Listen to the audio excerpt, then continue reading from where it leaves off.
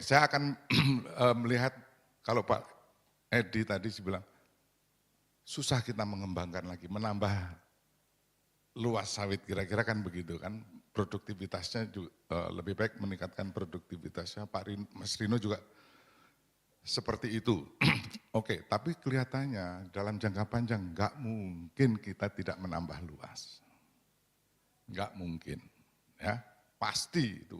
Apalagi kalau B dinaikkan ke 40, B50, B ini pasti karena kita butuh duit untuk mensubsidi itu pasti juga dari ekspor kan, jadi pasti perluasan itu akan terjadi. Oke, kira-kira begitu. Monggo, terus. Nah, jadi sekarang itu kita alokasi tanah kita itu gimana? Jadi kira-kira begini, Indonesia itu kita bagi 3. Sepertiga tanah itu untuk kawasan lindung, terus kemudian yang 2/3-nya itu budidaya. Ya. Budidaya, nah budidaya ini dibagi 2, jadi budidaya dibagi 2 untuk hutan, budidaya hutan, ya. Kemudian untuk budidaya non kehutanan. Nah sayangnya yang budidaya hutan ini, jadi setengah kawasan budidaya yang untuk hutan itu menyumbang hanya kurang dari 1% GDP. Produksinya itu kurang dari 1% dari produksi nasional. Ya. Sementara yang non kehutanan itu 95%, ya termasuk hotel ini, ya itu yang non kehutanan. Jadi yang dialokasikan untuk produksi kehutanan itu separuh ya dari wilayah budidaya kita, kawasan budidaya kita. Tetapi sumbangan produksinya itu rendah sekali. Terus pertanyaannya, apakah tidak ada alternatif alokasi yang lebih memberikan kemakmuran bagi rakyat Indonesia secara lebih merata? Beberapa contoh kasus konflik pertanahan ya dalam kawasan hutan. Saya beri tanda quote and quote. Ya, kawasan hutan ini apa? Tadi sudah Pak Rino nyebut kawasan hutan, Pak Edi juga menyebut dengan nada yang putus asa, seolah-olah itu sudah benar. Jadi saya akan membongkar bahwa itu tidak benar. Ya. Jadi kawasan hutan itu lebih banyak omong kosongnya ketimbang nyatanya. Dan ini saya minta betul dari NU supaya ini disuarakan. Bahwa ini banyak bohongnya, bodongnya juga. Oke, kita teruskan. Nah, kira-kira begini. Jadi tanah di Indonesia itu ya dari penggunaannya itu ada hutan konservasi, hutan lindung, itu ada hektarnya itu dalam ribuan. Jadi misalnya yang paling atas itu konservasi itu 21 juta hektar. Kemudian hutan lindung 29 juta hektar. Dan seterusnya. Nah, kemudian di paling itu areal penggunaan lain itu 67 juta hektar. Itu kira-kira sepertiga dari tanah Indonesia. Ya. Nah, kalau hutan konservasi dan hutan lindung itu ya kira-kira ada berapa 50-an lah. Jadi kurang lebih sepertiga itu untuk kawasan lindung, 2/3 itu untuk budidaya. Nah, 2/3 yang 2/3 tadi setengahnya untuk budidaya kehutanan dan setengahnya untuk budidaya yang lain-lain. Ya.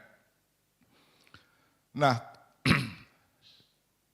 kalau kita lihat di kolom yang paling kanan, itu yang disebut hutan konservasi itu ada yang tidak berhutan juga. Hutan lindung pun seperti itu, hutan produksi terbatas seperti itu. Nah ini saya sebut hutan produksi biasa, ada sekarang definisi hutan produksi tetap namanya. Sudah ada definisi yang baru. Itu yang disebut dengan kawasan hutan quote on quote tadi, itu sebagian juga sudah tidak berhutan. Nah, tidak berhutannya itu apa saja bentuknya? Berikutnya. Contohnya ini kawasan hutan juga. Ya. Ini di Gunung Balak. Di situ tuh kalau dicermati betul tuh ada tuh kebun sawitnya. Yang sudah berani ngambil risiko dia nanam kebun sawit. Yang tidak berani ya nanam tanaman semusim. Ini sudah terbuka sejak tahun 60-an. Sampai sekarang belum selesai juga. Dulu pernah diperjuangkan oleh BTI. Enggak berhasil. Mungkin harus oleh NU baru berhasil, mungkin anunya ya. Jadi,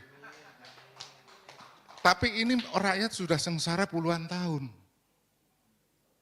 Rakyat sudah sengsara puluhan tahun. Jadi ini diklaim sebagai hutan lindung, wilayahnya datar. Ada yang dari Lampung, Gunung Balak. Ini datar, diklaim sebagai hutan lindung karena dulu pernah ditetapkan oleh residen Lampung Timur sebagai hutan lindung. Padahal Undang-Undang Nomor 5 Tahun 60 itu sudah membatalkan semua ketetapan Belanda. Ya, kalau tidak dibatalkan oleh undang-undang itu, maka sebagian wilayah Republik Indonesia itu akan menjadi milik Belanda. Oleh karena itu dibatalkan semua. Ya, meskipun demikian, tapi ini tetap saja digunakan itu sebagai acuan oleh kehutanan. Oke, berikutnya. Ini transmigrasi di Riau nih. Mandi angin apa gitu ya, di Riau, mandi angin ya. Mandinya aja angin Pak, bayangkan itu. Jadi. Nah, ini transmigrasi zamannya Pak Harto. Masuk kawasan hutan juga. Terus bagaimana kita mau apain, mau kita biarkan sehingga orang itu hidup nggak tenang, atau kita mau selesaikan, penyelesaiannya seperti apa? Berikutnya. Ya, berikutnya. Nah, ini Kuto Tinggi di Sumbar, indah banget tempatnya. Ya ini kawasan hutan juga. Kita mau usir orang-orang kayak ini? Kan nggak mungkin. Kalau nggak mungkin ya sudah selesaikan saja. Ternyata enggak juga. Ya. Jadi namanya kawasan hutan itu seperti kapal. Kalau di sini dikurangi, dia geser ke sini, tapi luasnya tetap, gitu loh. Jadi floating begini, kadang-kadang tanahnya Pak Edi yang kena, kadang-kadang tanah saya kayak gitu terus Pak. Ini real ini real. Ya. Jadi inilah yang harus diselesaikan. Jadi kalau sekarang penertiban kebun sawit ilegal dan yang harus ditertibkan itu sebetulnya pemerintahnya, bukan kebun sawitnya gitu loh. Ya, jadi ini yang salah-salah kita, makanya saya rada kurang sepakat itu dengan Pak Edi, dengan Pak Rino. Seolah-olah kalau kawasan hutan itu sudah selesai, no. Yang harus ditertibkan itu kawasan hutannya dan itu adalah pemerintah. Gitu. Harus diakui begitu, orang lain boleh membantah, tapi nyatanya kan begitu Pak Rino. Gak ada yang berani ngomong kayak begini ini. Pokoknya yang bagian yang bahaya-bahaya ini ya Profesor Gus Dur inilah pokoknya. Oke, berikutnya. Nah, ya jadi yang tadi itu saya gambarkan seperti ini. Jadi kira-kira kita ini pada titik C itu ya, di lingkaran C itu. Ada yang sudah bersertifikat, yang lingkaran kecil, yang bulat, yang penuh, ada yang juga yang garis-garis itu yang belum jelas batasnya, belum jelas enggak ada sertifikatnya dan seterusnya. Jadi yang titik-titik bawah itu klaim kawasan hutan, belum ditata batas. Ya. Lah, kalau seperti itu mau diselesaikannya gimana? Menuju kepada titik F itu gimana? Ada, sebetulnya ada dua pilihan. Oke, punya rakyat itu ditata dulu, yaitu dari C ke E. Ditata dulu, itu yang disebut dengan domain verklaring. Pak Chandra benar nggak bahasanya, domain verklaring. Tapi kehutanan cenderung menempuh jalur perampasan. Itu yang ke D. Ya. Jadi dikeluangin dulu yang di luar. Nah, begitu yang dikeluangin yang di luar, pertanyaannya itu yang lingkaran kecil yang sudah solid dan yang lain-lain itu kawasan hutan atau bukan? Banyak teman-temannya Pak Edi itu yang sudah ber-HGU diklaim sebagai kawasan hutan. Kalau korporasi itu nggak berani teriak, pasti itu. Ya sudahlah mau berapa, kira-kira gitu kan, berapa ininya supaya tidak masuk. Kan gitu kira-kira. Nyatanya itu kan digerebek itu KLH ya kan kayak gitu isinya itu sebetulnya. Udah kita terang-terangan aja lah presiden baru ini kok. Nah, Sebenarnya begitu yang ditempuh itu jalur D, ya, tempuh itu jalur D, apa yang terjadi? Yang lingkaran kecil yang sudah bulat itu masuk kawasan hutan apa enggak? Kalau itu dikatakan sebagai kawasan hutan, maka lingkaran luar itu batal. Oke, kita lihat aturan mainnya. Next. Ya, jadi begini, untuk bisa disebut kawasan hutan, pasal 15 ya, Undang-Undang 41 bunyinya begini. Jadi harus ada penunjukan kawasan, penataan batas kawasan hutan. Yang B, yang saya tebalkan, itu proses yang paling sulit. Ya, proses yang paling sulit. Jadi itu nggak pernah jadi. Kalau itu nggak bisa dilewati, ya, maka kawasan hutan itu tidak terbentuk, belum bisa terbentuk. Nah, kemudian ada keputusan MK nomor 34 tahun 2011. Jadi kira-kira begini, kalau hak masyarakat yang diberikan berdasarkan ketentuan peraturan perundangan, ya, itu tidak diakui, maka kekuasaan negara atas hutan itu batal, nggak mengikat. Dengan kata lain, kawasan hutan yang di luar tadi itu nggak mengikat juga. Jadi mau nggak mau namanya HGU, sertifikat hak milik, nggak bisa dikalahkan oleh kawasan hutan. Tapi yang terjadi sekarang enggak.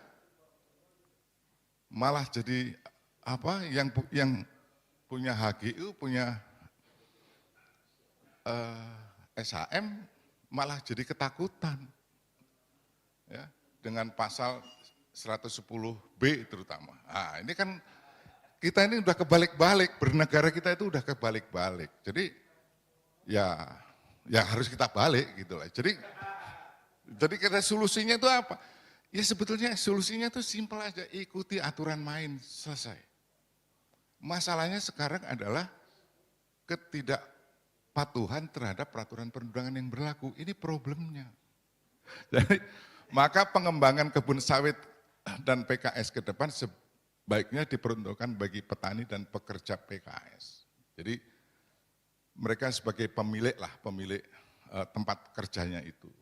Jadi saya ingin mengatakan bahwa keuntungan dari kebun dan dari PKS itu dikembalikan lagi kepada pekerjanya. Jadi maaf, saya kira Pak Edi sudah menyatakan juga, saya pernah baca juga, sudahlah jangan dikorporasi lagi, kira-kira begitu kan Pak. Jadi ya saya dengan Pak Edi senadalah dalam hal ini, jadi lebih baik kita berikan saja kepada rakyat, dan saya rasa teman-teman dari NU bisa sangat membantu di poin ini.